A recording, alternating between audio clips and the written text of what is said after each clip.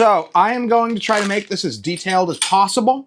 People always complain on these when I do these that I missed this that they wanted to see or that. So I haven't done one in a while. I'm going to try to do this a little more detailed than I used to. So we're going to use Arctic MX4. It came with something, but I'm going to assume that the Arctic is better. So what you're going to do, this should be a very simple install process. I would strongly recommend doing this with the board outside of the case. And then when you put it in, you're going to hold it by the heatsink and it'll all go in as one big setup. So on the back side of the board, you're going to use this. So the way they have it set up, they've got these two things here. You're going to pull that off. That's going to be adhesive. Now, what this is actually quite useful for is if for whatever reason you take your heatsink off while it is in the case, this thing won't fall backwards. It's not hard to deal with, but it'll save you a little bit of effort. That'll just hold this to the back of the board. Okay, so it goes right in. So we got that on. Now you have your little thingies there poking up. 1, 2, 3, 4. This will be very simple. Then you use these black things. Looks like the way they have it set up here is, looks like it's got two sides. I'm going to assume the top is the side that says 1200 imprinted on it. You can kind of see it in small letters. Looks like the bottom has a plastic thingy on it. So you're going to want to put each one on one of these.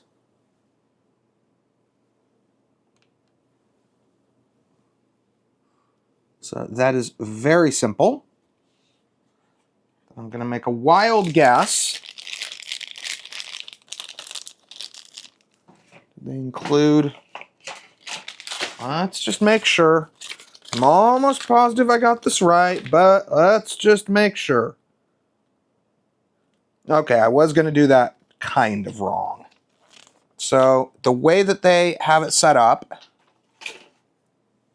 I would have figured it out. So you open these. So it looks like the Intel one. What did they do here? Oh, okay. So these have, you can't really see it, but they have this part that pokes up is threaded. And the screws on the heatsink are actually going to lower onto it and then thread onto it. Oh, that's interesting. Oh, no, that's... No, I feel dumb. Those are the AM4 ones. We want the Intel ones. Okay, same setup, though. It'll thread onto there. Now, you can do these whichever direction you want, but this only has screws on one side.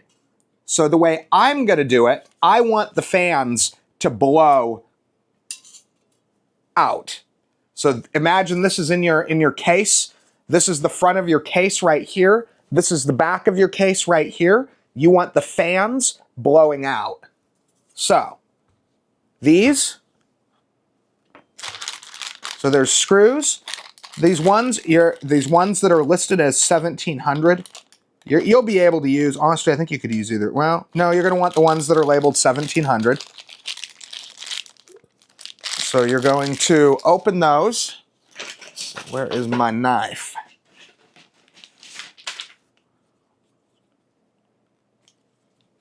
So I'm sorry for any of you guys that want this to be quick.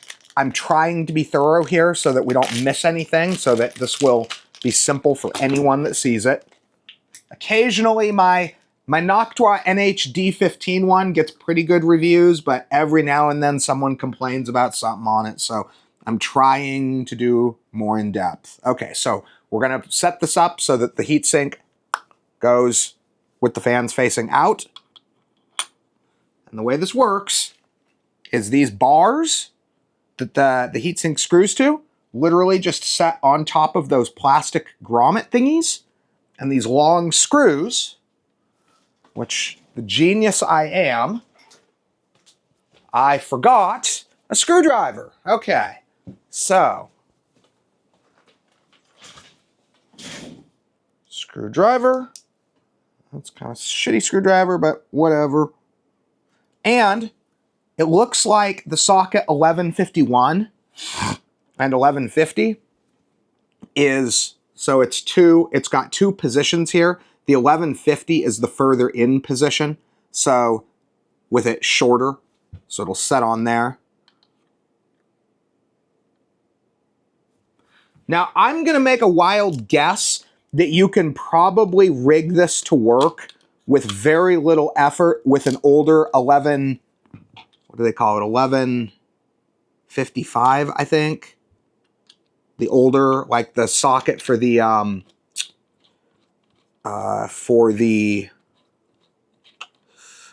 i7s, like the second and third gen. You could probably make this work, but I don't know that for a fact, so I don't want to claim that, but I'm sure they sell a version for each. Okay, so it screws on there, and then your thing is going to screw to this, just as I was showing you. Once it goes in, oh, we might have a problem there. Ooh, look at that. Oh, you know what? I did it wrong. Now I feel stupid. See this? Even when you know what you're doing, you can make a mistake. So in order for that to work, you got to do them. These will be on the top and the bottom. I almost thought my RAM was too high. Okay, so they're going to be the ones on the top. You're going to use the, you're going to do it here and here instead of side to side.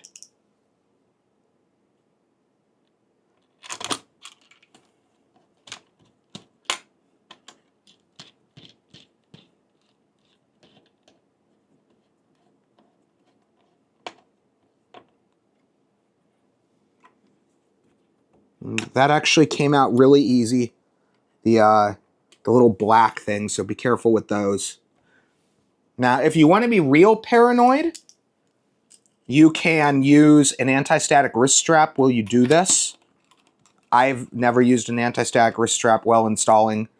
So, see how it's on the top like that? So there'll be one on the top, one on the bottom, and then this will screw to that.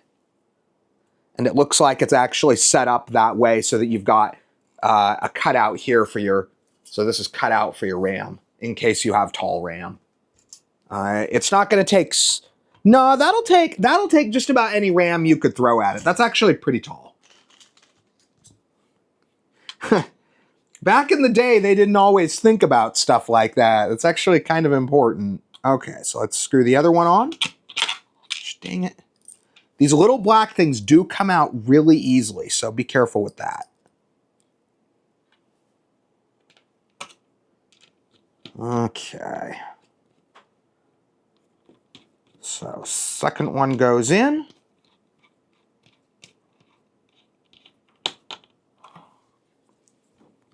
Now, it is worth mentioning most of these kind of heat sinks have somewhat of a similar setup to this.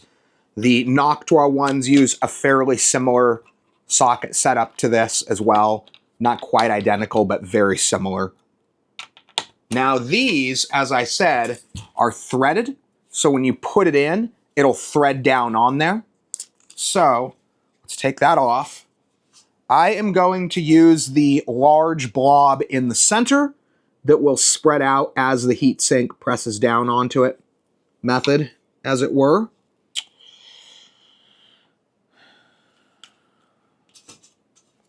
So now the way that this works, as I said, this, you lower it down and you try to line it up with those two pegs that are sticking up. And those two pegs are the screws. And then the way that this works, it even lines up, and then you screw them in. You're probably going to want a bigger screwdriver than this. That actually went on easier than I expected. I didn't have to put a whole lot of pressure to make that work. Some of these you do. This is actually a very, very simple process. So I would tighten them. I wouldn't like wrench on them, but I would tighten them to the fully tightened position. So then this has 2 fans.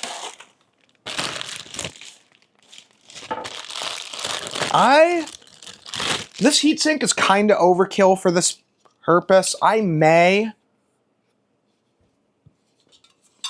let's see, are they both, what did they do here? I wonder if they're, oh yeah, okay, so it's made to, so the way it's set up, you put it in, and then it's got these. So these are little clips, and they clip, so you're going to want to put them on there, and on there, and then you do the opposite on the opposite side. I would recommend having the fan cable facing down and on the corner to easily hide it if you care about cable management. So put the other ones on. I think I'll use both fans. I mean, I bought the 2-fan heatsink. I mean, I guarantee you it doesn't need it, but I'm going to do it anyway. Okay, so then these clips,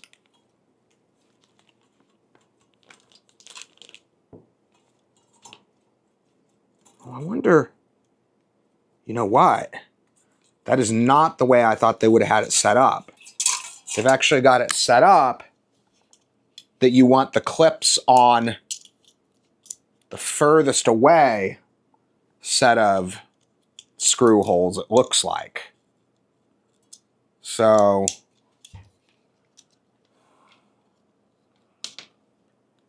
you put them on this, then they're the width of the fan away, and then you lower it on. I'm gonna guess that they are now the exact right. They don't stay on very well. They definitely could have done better with that. But whatever. It'll be on easy enough. What is going on here? Okay, so then the clips will just clip to, you're going to want to line it up with the top of the heatsink. And then there's a backwards facing thing on here. You'll see it when you put it in. And this just clips onto it right there. And then your second fan, if you do want to do the second fan installation, it's going, oh, okay, that's interesting. So it would have to be, you know, I'll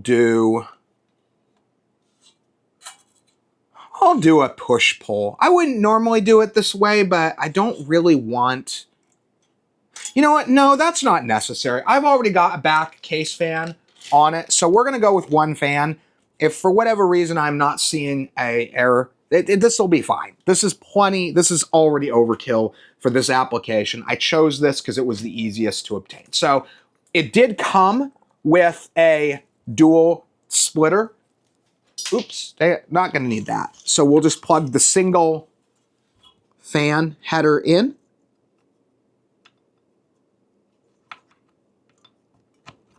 Oops, CPU fan. And then I like to kind of tuck the cables underneath the heatsink right there. Just, I'm a perfectionist. I like doing it that way. This was actually a little easier than I would expected. Some of these cheaper ones are sometimes kind of a bigger pain to put in, but this one was actually really easy to do. So, yeah, you're fully installed. Look at that. You just want to check your thermals when you put in. The only thing I didn't comment on that you're going to want to make sure to do, oh, where I put the dang thing. Oh, there it is. Wait, where did it go? Oh, there it is. No, that's not it. Where did I put that thing? Just make sure that you pull the little plastic thingy off. I did pull that off, right? Tell me I pulled that off. I pulled it off. I remember pulling it off, so I know I did. I don't know where I set it to be sure, but the little plastic thing on the underside of the heatsink, just to make sure. They always have a protective covering on the bottom. So anyway, I hope you guys found this interesting and informative, and thanks for watching the video.